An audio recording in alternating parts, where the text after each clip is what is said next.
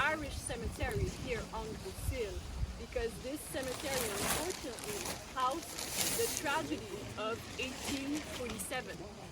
So what I propose to you is that we can talk a bit more about the events that happened here, and after that, if you want a bit of time to take the time to really appreciate the cemetery and also the memorial with the name of everyone that died here, we could take a few minutes to do that as well.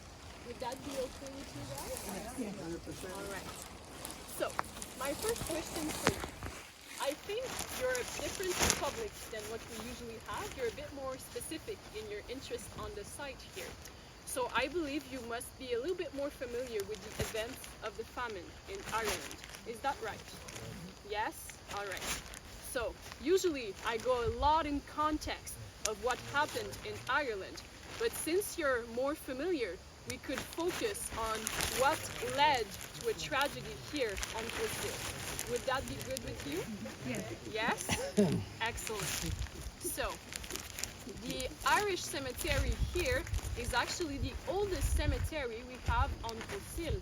It opened with the opening of the quarantine station in 1832. So at first everything was in this sector, so it's logical that the cemetery was as well.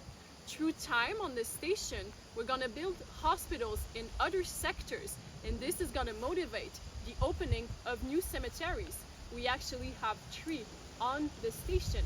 Another one is in the center sector of the island, and one is completely at the eastern part of it as well. But this one behind me is the most important, and it's the one that interests us to talk about the happening of 1847 here on the station.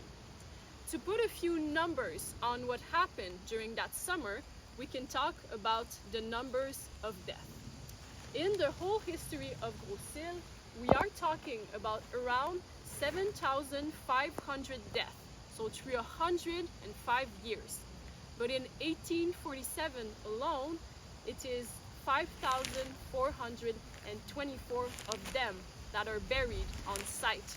So this is the 2/3 of the total death of the station being concentrated in this one summer. The rest is spreading over 104 years. So this tells you how important this summer is going to be for our station.